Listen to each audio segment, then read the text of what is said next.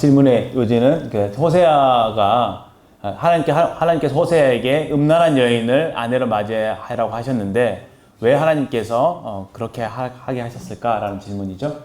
네. 일단 질문에 대해서 참으로 감사합니다. 좋은 질문 감사드리고 제가 어떤 답변들을 해가게 될 텐데요. 그 답변들을 해가기 전에 한 가지 원칙을 말씀드리고 싶어요. 제가 이제 배웠던 것들 중에 뭐 여러 과목들이 있고 뭐 여러 가지가 있는데 그런 것들 이제 배웠다가 또 잊어먹기도 하고 새롭게 배워가기도 해요. 근데 그 수업들 가운데 제 머리에서 잊혀지지 않는 수업이 있습니다.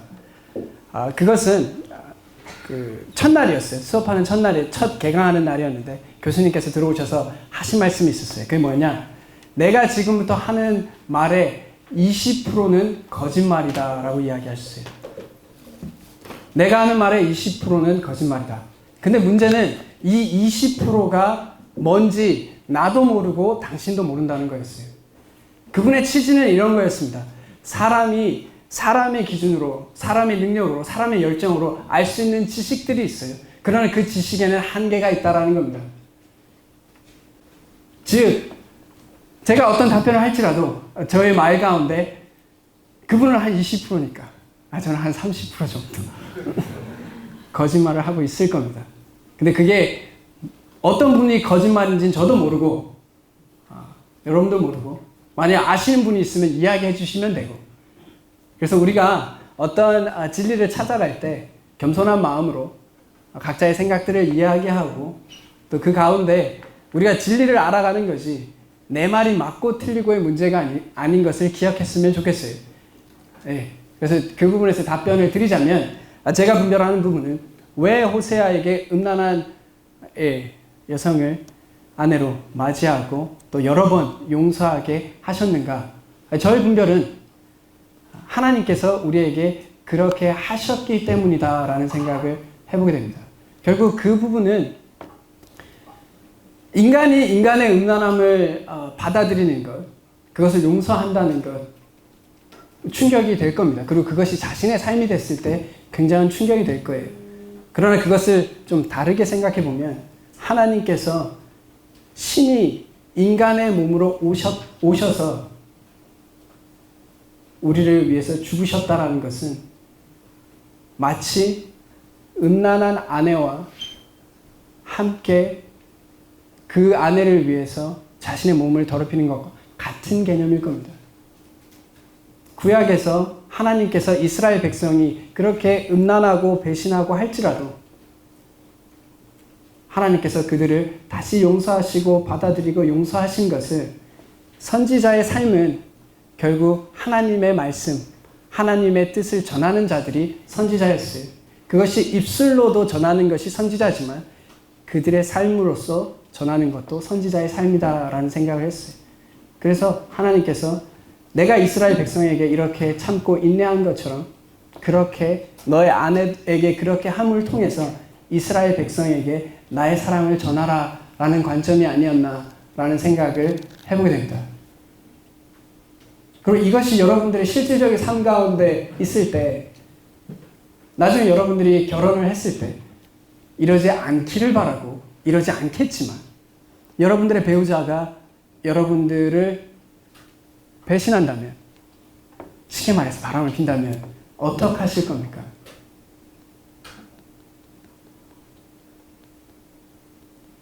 그를 용서해 가야 된다는 겁니다.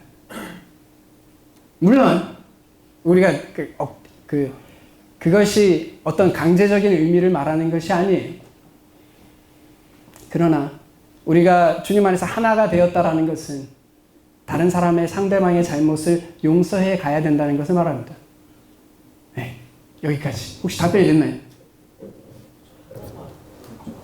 네, 추가 질문 괜찮습니다. 네, 짧게 질문해 주시면 감사하겠습니다. 다름이 아니라 아까 형제님께서 말씀해 주신 답변에서 그 예레미야 3장 1절에 보면은 그들이 말하기를 가량 사람이 그의 아내를 버리므로 그가 그에게서 떠나 타인의 아내가 된다 하자. 내가 우리 그를 다시 받겠느냐? 그리하면 그 땅이 크게 더러워지지 아니하겠느냐 하느니라. 내가 많은 머리야 행동하고서 내게로 행한 말씀은 내게로 돌아오라 여호와의 말씀이냐 이 말씀을 같이 적용해도 되는 부분인가 그래서 여쭤봤거든요. 지금 혹시 가능한가요? 이 말은 아내의 입장과 이제 하나님의 입장, 그러니까 용서하는 입장과 호세아의 입장은 용서하는 입장이잖아요. 근데 여기의 입장은 이제 음란한 아내에게 하는 말이고, 호세아는 그 음란한 아내에 대한 남편의 태도에 대해서 이야기하고 있다면, 이 말씀은 결국 아내로서 어떤 모습이 되어야 하는지에 대해서 이야기하고 있잖아요. 성경에서 보면 말씀의 청취자, 그러니까 말씀을 듣는 자의 그 위치가 다른 것들이 종종 있습니다. 남편에게 주어진 말씀, 아내에게 주어진 말씀, 리더에게 주어진 말씀, 그리고 리더를 따르는 자들에게 주어진 말씀. 그리고 이 말씀을 바꾸기 시작하면 이제 교회 안에서나 가정 안에서 문제가 생기기 시작하겠죠. 결국 이 말은 이스라엘 백성들에게 하나님께서 이야기하고 계신 거예요. 너희가 이렇게 음란하게 나에게 돌아오는 것이 가능하냐? 주님 앞에 새로운 마음으로 회개함으로 나에게 나와오라라고 이야기하는 거고요. 그러니까 이스라엘 백성들에게 하는 말인 겁니다. 근데 호세아는 이제 하나님의 사랑에 대해서 표현하고 있는 관점인 거죠. 우리가 아내를 사랑해야 되잖아요. 남편의 입장은 아내를 사랑하는 입장인 거예요. 그러나 아내의 입장은 또 남편을 향해서 거룩한 삶을 살아가는 것이 당연한 거잖아요. 서로가 그렇게 가야 되는 관점이다라는 생각이 들어요. 그래서 이 말씀하고 호세아 이 말씀은 두 가지의 같은 맥락이긴 하겠지만 그 청자가 다르다라는 관점에서 접근하면 되지 않겠나라는 생각을 해보게 됩니다. 예, 질문의 요지가 그 이스라엘 백성들이 다른 백성들을 침략하는 건, 그러니까 전쟁에서 침략하는 괜찮고, 다른 백성들이 이스라엘을 침공하는 거는 반대하고, 그렇죠? 그러니까 하나님께서 그 유대인의 입장에서 성경을 기록했기 때문에 하나님께서 유대인 좀 친화적으로 유대인에게 편애하신 게 아닌가, 그런 입장에서. 자, 그러면 또 이 부분에 답변하기 전에 제가 한 가지 또 말씀드리고 싶은 것은, 우리가 어떤 대화를 해가고 어떤 생각들과 가치관을 가지는 데서 가장 중요한 것 중에 하나는 내가 어떤 프레임 안에서 이야기를 하고 있느냐가 정말 중요합니다. 혹시 뭐 아까 얘기했던 동성애라든지 이런 부분들의 이야기를 할 때 우리가 어떤 프레임을 가지고 어떤 가치관을 가지고 어떤 틀을 가지고 생각하느냐가 제일 중요한 부분이라는 생각이 들어요. 제가 그 질문을 제대로 이해했다라는 전제하에 성경에서 보여지는, 의도됐다라기보다 보여지는 부분에 있어서 이스라엘 백성들이 다른 민족들을 공격하고 처단하는 부분은 그래도 되는 것처럼, 그러나 이스라엘 백성들이 공격을 받을 때는 아닌 것처럼, 이 부분에 대한 답은 답이라기보다 분별은 가장 단순한 부분은 일단 이스라엘 백성에게 있어서 하나님께서 언약하신 것이 있어요. 그 언약 중에 하나가 땅을 약속으로 주셨어요. 이스라엘 백성들에게 가나안 땅을 약속으로 주셨습니다. 그리고 그것을 하나님께서 이스라엘 백성에게 주시겠다라고 하셨어요. 그래서 하나님께서 그 이스라엘 땅을 정복하고 가나안 땅을 정복하는 것이 하나님의 뜻이었어요. 그래서 그 가나안 땅을 정복해 가는 과정 가운데서 이제 전쟁들이 일어나게 되죠. 근데 이제 이스라엘 백성들이 공격을 받을 때는 언제냐면, 이스라엘 백성들이 하나님 앞에 죄를 지을 때 이스라엘이 공격을 받게 돼요. 그리고 그것으로 인하여 하나님의 심판으로서 공격을 받게 되고, 항상 그 공격받는 것을 부정적으로 보지 않아요. 성경에서 보면 하나님께서 신명기에서 약속하신 것이, 너희가 나를 순종하면 전쟁이나 기근이나 역병이나 이런 것이 없을 것이라고 이야기했어요. 그러나 가나안 땅에 들어가서 이스라엘 백성들이 이방 신들을 숭배하게 되면서 하나님께서 그 다른 이방인들을 사용해서 이스라엘을 심판하게 되십니다. 심판이라는 관점보다 징계하시고 훈련하게 되시는 과정 가운데 있어요. 그래서 이것이 이스라엘 백성이 그러니까 이 상황 자체가 우리가 그렇게 보면 마치 하나님이 이스라엘 백성 편만 드는 것처럼 보이지만 하나님께서 이스라엘 백성이 택하셔서 그들을 하나님의 나라, 거룩한 제사장의 나라로 이끌어가는 과정 가운데 일어나는 일이라고 생각이 들거든요. 심지어 그걸 지금 우리의 삶 가운데 적용시켜 보면 우리가 그리스도인들이 세상에서 이제 박해를 받거나 그럴 때가 있잖아요. 그럴 때 우리가 이 부분에 대해서 주님께 기도해가고 나아가지만 그리스도인들이 또 다른 사람을 어렵게 하는 부분도 우리에게 있는 거잖아요. 그런 것처럼 그러니까 결론을 말씀을 드리면 그렇게 보여지는 부분을 하나님께서 그렇게 의도한 부분이 아니다라고 이해하시면 될 수 있을까요? 그러니까 그렇게 보여지는 것 자체가 하나님께서 이스라엘 백성이기 때문에 모든 것을 다 용납하신 것은 아니고 이스라엘 백성이 공격당할 때도 하나님의 섭리 가운데 이야기했던 부분이고 심지어 하박국 같은 경우도 이스라엘 하박국 스스로가 이 나라가 이렇게 엉망인데 하나님 당신께서 가만히 있어도 됩니까? 라고 따집니다. 근데 하나님께서 아니야 내가 가만히 있을 생각이 없어. 갈대아 사람을 불러서 칠 거야 라고 이야기합니다.